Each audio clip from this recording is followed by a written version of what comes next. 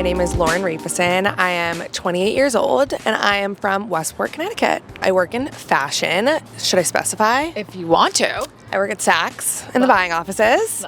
Super duper fun. Oh, I am taken. Hey, love it. Okay, let's get into dating apps. What was your biggest frustration with dating apps? I think it's just you feel like there's not enough people on the apps. Interesting. There's not a lot of people, but also so many in the sense where like you can just be swiping endlessly where there's no intention behind it. Yeah, and I feel like that's what happens. People become just like swiping constantly on their free time.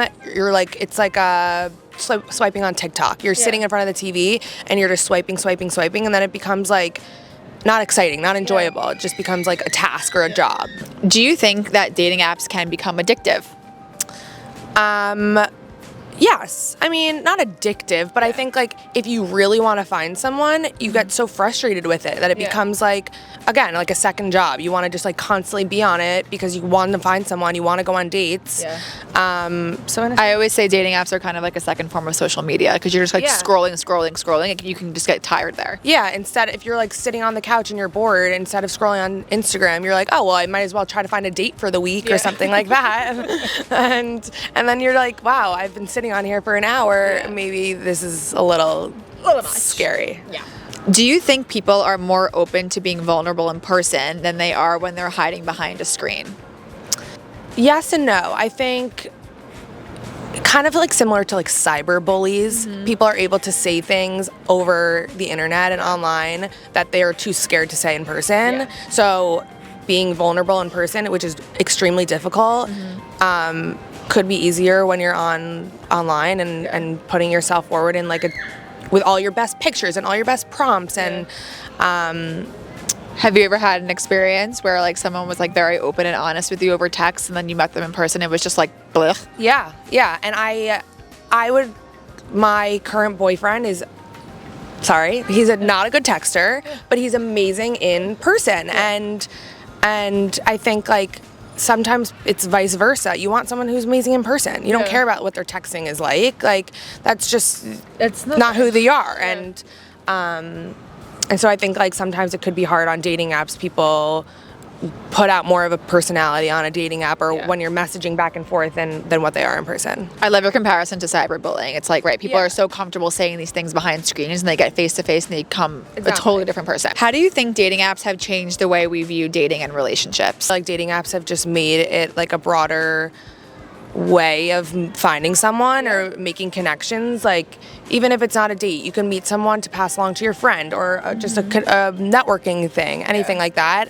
And especially from COVID and being at home, it's just like more forms of like communication to meeting people. I always am so curious when people say why they don't like dating apps. Like I do understand that point, but it's also like you could meet someone that you would have never crossed paths with. Yeah.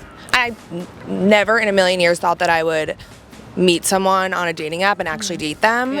But I think I was probably one of those people who are like, fuck dating apps. It's never going to work, all this stuff. And now I'm like, everyone go on the dating apps, everyone.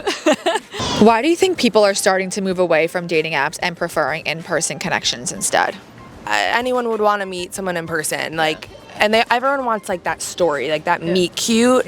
I love meet cute. Whereas like I'm like, like someone says, how'd you meet? And I say, we met on a dating app. It's not like the cutest little story, but it's very modern of you. So modern, but which is funny because we have so many mutual connections that we wouldn't have. We've probably crossed paths at some point in our life. But didn't meet until the dating app. People need to just be open-minded. Obviously, anyone would prefer to meet someone in person, get to know them right off the bat, not have to wait for the date. And also dating apps, it's hard when you match with someone, you're like, okay, like we need to plan the date. And then the person doesn't ask or it doesn't happen or they never move. It's like a hi and then the person doesn't answer. I don't know. That's why you should download First Rounds on Me because that doesn't happen, everyone, okay? Yeah. Do you believe the pandemic played a role in people craving in-person interactions? Some people are like stuck at home where they like, holy shit, I need to meet people. Yeah. I mean, we were at home and we were it was definitely a hard time in our 20s of wanting to go out and wanting to date and feeling like we're stuck and losing time and all of that. I think dating apps have just only helped make it possible for people to still continue dating while being at home or being away or being unable to go out and in person. Right, without them, people wouldn't have been able to connect like your sister. Yep, exactly. What features do you believe are missing from dating apps that could help people find more meaningful connections? So not just match to match, but really finding, intentional connections. What features do you believe are missing from dating apps that could help people find more meaningful connections? So not just match to match, but really finding, intentional connections. I think obviously first rounds on me having like the initial this is the date, this is the time is like the first biggest step because you just want to meet someone in person. Right.